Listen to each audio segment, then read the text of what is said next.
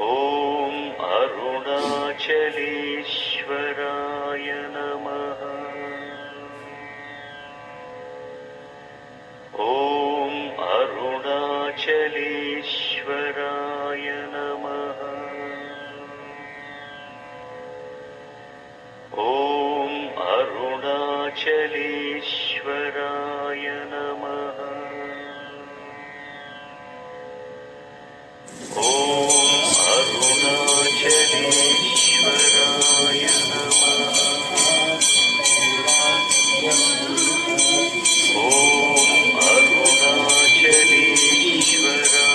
नमः। ॐ अरुणाचलेश्वराय नमः। ॐ अरुणाचलेश्वराय नमः।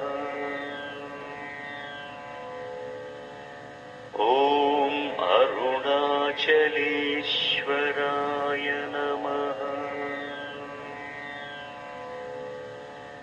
ॐ अरुणाचलेश्वराय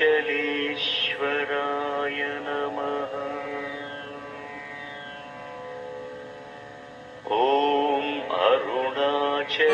त्रिपुरान्तकाय त्रिकालाग्निकालाय कालाग्निरुद्राय नीलकण्ठाय मृत्युञ्जयाय सर्वेश्वराय सदाशिवाय श्रीमन्महादेवाय नमः।